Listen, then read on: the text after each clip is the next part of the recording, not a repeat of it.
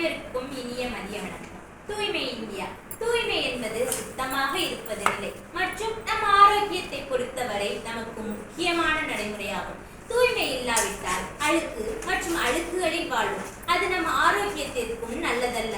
நம்மை சுற்றியுள்ள மனிதர்கள் இருந்தாலும் சரி, நம்மை சுற்றியுள்ளவர்களாக இருந்தாலும் சரி, அனைவரின் வாழ்க்கையும் தூய்மையின்மை பாதிக்கிறது. பலர் அதை அவசியத்தை புறக்கணிக்கிறார்கள். ஆனால் நீங்கள் உங்கள் சுற்றுப்புறங்களை சுத்தம் செய்யாவிட்டால் காய்ச்சல், பாக்டீரியா போன்ற பல நோய்கள் வந்து மக்கள் பாதிப்படைகின்றனர்.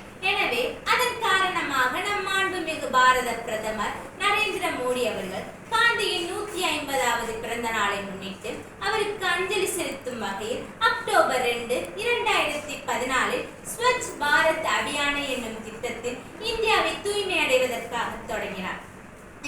இந்த பணியானது முதலில் காவல்துறையில் சுத்தம் செய்வதில் தொடங்கி இன்று வரை நடைபெற்றுக் கொண்டிருக்கிறது. இதன் காரணமாக இந்தியாவின் கடற்கரை, சிந்து சமவெளிகள், மக்களின் பொழுதுபோக்கு இடங்கள், நகர்ப்புறங்கள், கிராமப்புறங்கள் என எல்லா இடத்திலும் இந்தியாவை தூய்மை பிரதமராக மாற்றுவதற்கு நம் பாரத பிரதமர் முயற்சி எடுத்துக் கொண்டிருக்கிறார். எனவே மாண்புமிகு பாரத பிரதமர் அவர்களின் திட்டத்தின்படி நம் இந்தியாவை தூய்மை பாரதமாக வழிநடத்துவோம் என்று கூறி விடைபெறுகிறேன். நன்றி, வணக்கம்.